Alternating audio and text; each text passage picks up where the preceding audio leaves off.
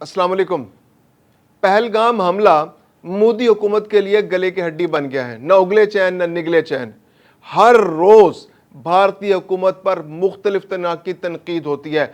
आलमी सतह पर तो मुंह काला हुआ ही है, लेकिन अंदरूनी सतह पर भी भारत को शदीद मुश्किलात का सामना है। मोदी हुकूमत पर हर रोज इल्जामात लगते हैं और आज तो इंतहा हो गई। साबिक वज़ीर दाखिला चिदम्बरम ने इल्ज़ाम लगाया है, बल्कि तस्दीक की है इस बात की कि ये जो दहशतगर्द जिन्होंने पहलगाम में हमला किया, जिन्होंने 26 लोगों को मौत के घाट उतारा, उनकी ट्रेनिंग भारत के अंदर हुई थी और वो भारत के शहरी थे। ये एक इतनी बड़ी चोट है जो बयानियों को पहुंची है मोदी के मोदी मुसलसल ये इल्ज़ाम लगा रहा था। मोदी के इंतजामिया, मोदी के चमचे ये मुसलसल पाकिस्तान पर इल्ज़ाम लगा रहे थे कि पाकिस्तान इसमें मुलविस है। चिदम्बरम ने बड़े वाज़ेह अल्फाज में कहा कि ये कैसे अज्यूम कर लेते हैं, ये कैसे लगता है मोदी हुकूमत को, मोदी इंतजामिया को, कि जो भी हमला हो रहा है ये पाकिस्तान की जानिब से हो रहा है। और ख़ास तौर पर उसने पहलगाम हमले का कहा कि ये कैसे पता चला भारत को, ये मोदी इंतजामिया को कैसे पता चला कि ये हमला पाकिस्तान की जानिब से किया गया है। चिदम्बरम ने बिल्कुल मुंह पे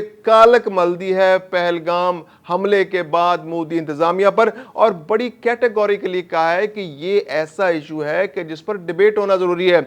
मोदी इंतजामिया सारे मामले में हकायक छुपा रही है, वो असली बात लोगों के सामने नहीं लाना चाह रही। 22 अप्रैल को जब भारत ने बुनियाद बनाकर हमला करने की कोशिश, प्लानिंग शुरू की, जब पहलगाम में हमला हुआ 22 अप्रैल को, और उसके बाद से जिस तरह से नैरेटिव बिल्डिंग की, और चिदम्बरम के ये बात कि भारत ने ये किस तरह अज्यूम कर लिया, मोदी हुकूमत ने ये किस तरह अज्यूम कर लिया, ये इस बात की जानिब एक खुफिया इंडिकेशन है। दबे अल्फाज में वो ये कहना चाह रहे हैं कि मोदी ने ये हमले खुद किए या मोदी ने इन हमलों को इस्तेमाल किया भारत की जानिब से पाकिस्तान पर हमला करने के लिए।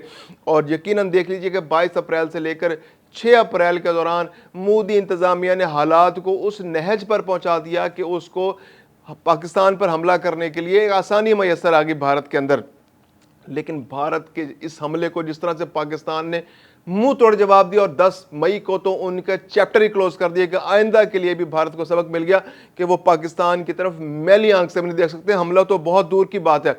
और भारत का जिस तरह से मुंह काला हुआ, ये एक दुनिया में सुनहरे रूप से लिखी जाने वाली एक बाब है जो पाकिस्तान ने तारीख रकम कर दी। चिदम्बरम और कांग्रेस इस सारे इवेंट को अब अपने पॉलिटिकल गेन के लिए इस्तेमाल कर रहे हैं। 2019 के इलेक्शंस में भारतीय जनता पार्टी एक सिंगल लार्जेस्ट पार्टी के तौर पर उभर कर सामने आई थी। 543 के हाउस में, लोकसभा में 330 सीटें 2019 के इलेक्शंस में जीती थी भारतीय जनता पार्टी ने। और अगर आपको याद हो तो उस वक्त भी पुलवामा का हमला हुआ था। पुलवामा के हमले के बाद उन्होंने बालाकोट पर हमला किया था और एक पूरा जंग का माहौल बनाया था। यानी कि भारतीय जनता पार्टी को इलेक्शन जीतने के लिए इलेक्शन से पहले एक जंग की जरूरत होती है, एक सरहदी झड़प की जरूरत होती है, एक नैरेटिव की जरूरत होती है। तो पहलगाम से पहले 2019 में पुलवामा किया गया था, उसके बाद बालाकोट किया गया, और फिर पाकिस्तान ने जिस तरह अभिनंदन को पकड़ के उसको चाय पिलाई थी, उस वक्त भी भारत का मुंह काला हुआ था। और अब पहलगाम किया गया है, क्योंकि अब आने वाले दिनों में इलेक्शंस की एक भरमार है। इस साल के इख्तिताम पर जम्मू कश्मीर के अंदर रियासती इलेक्शंस होने जा रहे हैं। भारत इस नैरेटिव को, मोदी इस नैरेटिव को इस्तेमाल करना चाह रहा था कि वो जंग के जरिए जंगी हिजान पैदा करे, जंगी हिजान के जरिए लोगों को कायल करे कि भारत की सलामती खतरे में है, और सिर्फ मोदी इंतजामिया ही ऐसी है, जो मोदी की हुकूमत ही ऐसी है कि जो भारत को मुस्तहकम बना सकती है, जो भारत के दिफा को नाकाबिल तस्खीर बना सकती है। इसके अलावा अगले साल के आगाज़ में बहुत सारी रियासतें हैं जहां पर इलेक्शन होने वाले हैं। तमिलनाडु है, केरला है, यूटी के अंदर इलेक्शन होने वाला है। इसके अलावा असम है, मगरबी बंगाल है। ये बड़े बड़े प्रोविंसेस हैं, बड़ी रियासतें हैं, यहाँ पर बहुत बड़ा वोट बैंक है। हिस्टोरिकली बीजेपी यहाँ जीतती भी रही है, कहीं जगह पर उनको मुश्किलात का सामना करना पड़ा है, लेकिन ये इलेक्शंस बीजेपी के लिए बहुत इंपॉर्टेंट है। 2024 के इलेक्शंस में बहुत तम तराक से उसने इलेक्शंस में हिस्सा लिया था, बहुत एफर्ट की थी, बड़े भरपूर अंदाज में कैंपेन की थी, और ये तासुर दिया था कि पिछली बार तो 330 सीटें ली थी, 303 सीटें ली थी, तो अब के तो बीजेपी पता नहीं कितनी सीटें ले जाएगी। लेकिन इस बार उनके अंदाजे गलत साबित हुए। 272 सीटें चाहिए होती हैं लोकसभा के अंदर हुकूमत बनाने के लिए।